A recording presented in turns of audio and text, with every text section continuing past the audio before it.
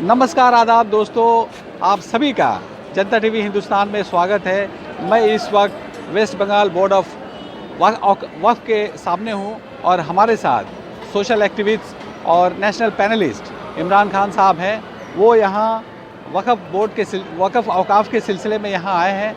उन्होंने इससे पहले एक आरटीआई दाखिल किया था और वक्फ बोर्ड से हावड़ा में कितने वक्फ की जायदादें उसके बारे में जानकारी प्राप्त करना चाहिए थी, लेकिन वक्फ बोर्ड की तरफ से उन्हें उसका कोई जवाब नहीं मिला।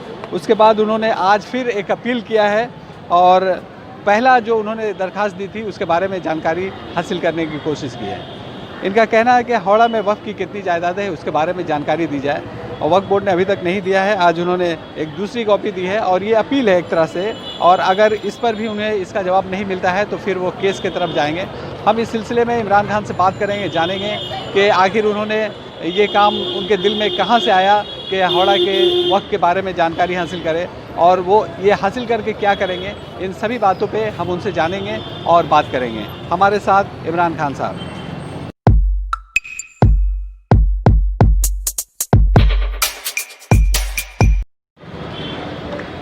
देखिए, ऐसा है कि मेरे जहन में ये बात कहाँ से आया, ये मेरे जहन तक महदूद रहने वाली बात नहीं है, ये सबका जिम्मेदारी है।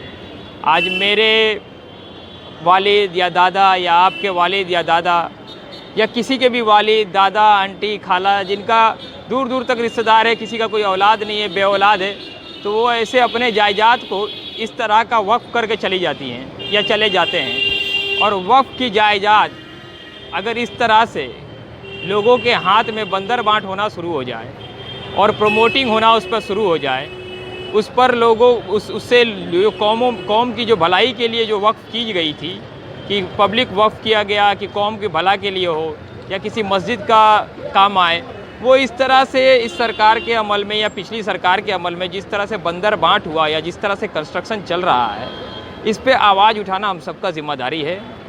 इसके लिए जिस तरह का भी लीगल बैटल का इस्तेमाल करना पड़ेगा, हम लोग तैयार हैं। और सबको आगे आकर इस वक़्फ़ की जायदाद, जिसकी ज़िला में जितने भी वक़्फ़ की जायदाद है, उसको बचाने का उनकी ज़िम्मेदारी है। और यही सरकार, मैं आपको बताता चलूँ कि 2011 में जब ममता बनर्जी की सरकार आई थी, उस टाइम यही नारा था कि वक़्फ़ की जायदाद को बचाना है, ज़रूरत पड़ेगा तो CBI का इंक्वायरी हम जो है ऑर्डर करेंगे। तो आज वक़्फ़ की जायदाद की क्या हालत है सबको मालूम है। हर तरफ प्रमोटरों का हाथ में वक़्फ़ की जायदाद चली गई है, इल्लीगल कंस्ट्रक्शन शुरू हो गया है, किसी तरह का कोई इस पे दखल नहीं है सरकार का। क्यों? वक़्फ़ से जब पूछा गया वक़्फ़ की जायदाद के बारे में, अभी तक 30 दिन से ज़्यादा हो गया, वक़्फ़ ने अभी तक रिपोर्ट नहीं दिया है। इन्फॉर्मेशन तो हम सबका अधिकार है ना। तब मैंने आज फर्स्ट अपील दायर किया है यहाँ पर। और आगे क्या करेंगे? आगे सेकेंड अपील जाएंगे, उसके बाद फाइनल अपील में जाएंगे, उसके बाद देखते हैं। स्टेट इन्फॉर्मेशन कमिश्नर अगर के यहाँ जाते हैं, हमको उम्मीद है कि वहाँ से जो है कुछ रास्ता निकलेगा, वो कुछ ऑर्डर करेंगे।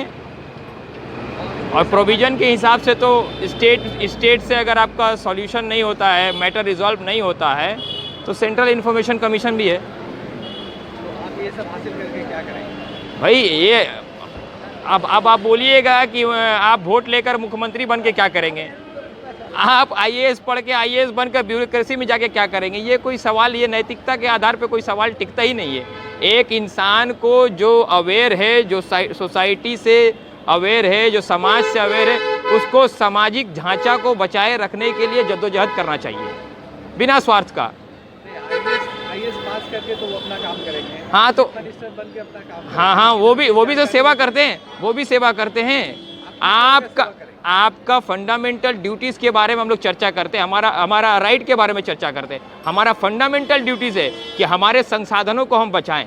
उसके लिए हमें आगे आना होगा, जद्दोजहद करना पड़ेगा, सरकार से कलम कागज़ से लड़ना होगा, कानूनी रुख इख्तियार करना पड़ेगा, ताकि ये संस्थान बचे, ये ज़मीन बचे, ताकि आने वाले भविष्य को जो आज स्कॉलरशिप मिल रहा उनको मिल पाए इसके रेवेन्यू से। मैंने रेवेन्यू का भी जिक्र किया है। अगर ये बचेगा, लोग अभी सवाल कर रहे हैं, जितने TMC के लोग हैं वो यही सवाल कर रहे हैं, आप ये करके क्या कर लेंगे?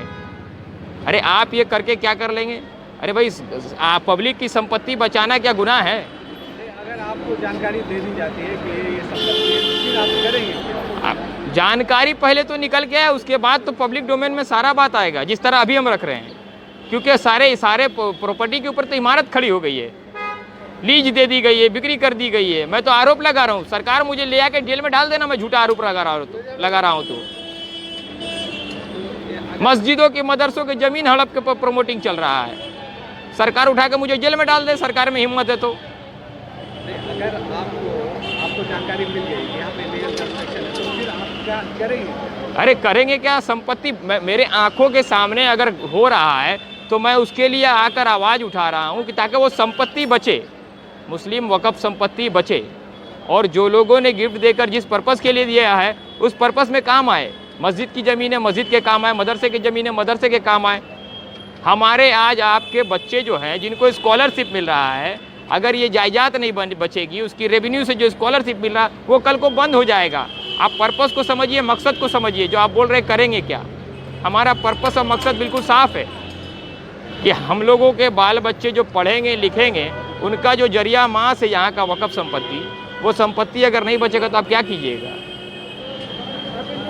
नहीं, मेरा जो कहना है कि स्कॉलरशिप तो यहाँ से मिलता ही है। हाँ, तो किस आधार पे वो स्कॉलरशिप मिलता है? वक़्फ़ की रेवेन्यू से ही तो स्कॉलरशिप मिल रहा है। अगर वक़्फ़ की संपत्ति नहीं रहेगी, उससे रेवेन्यू जनरेट नहीं होगा तो स्कॉलरशिप कहाँ से मिलेगा आपको? अभी तक तो चल ही रहा है ना, चल ही रहा है। मगर आप देखिए, हम लोग जो है सिर्फ एक तरफा सोचते हैं। हम अकाउंटेबल सरकार को और खुद नहीं होना चाहते हैं। क्या सरकार को अकाउंटेबिलिटी फिक्स करना नहीं चाहिए कि इसका रिव्यू हो, संपत्ति किस तरह से है, किसके कब्जे में है, क्या प्रेजेंट सिचुएशन है, इसका कोई रिव्यू नहीं होना चाहिए? और कहीं ऐसा नहीं आप जाति फायदे के लिए आप इस तरह से, किस तरह का जाति फ़ायदा? मेरा एक लंबा अरसा का कैरियर रहा है आंदोलन का, दिल्ली से लेकर बंगाल तक का।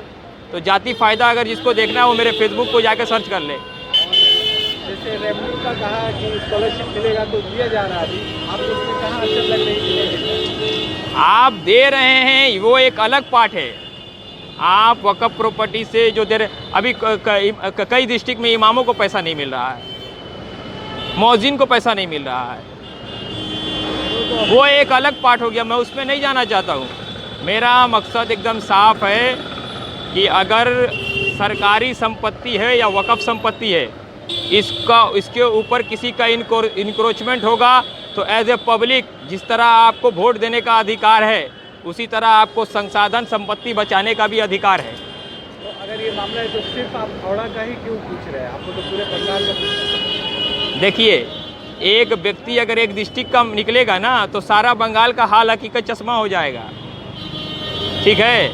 और मैं एक डिस्ट्रिक्ट से कर रहा हूँ जहाँ पर मैं रहता हूँ, और मैं चाहता हूँ कि मुझसे मुतासिर होकर आपके साथ ये वार्ता करने का मतलब, आपसे बात करने का मकसद यही है कि सारे पश्चिम बंगाल में ये मैसेज जाए और वहाँ के लोग खुद अपनी जिम्मेवारी डिस्ट्रिक्ट की लें, डिस्ट्रिक्ट में अपने काम को अंजाम दें।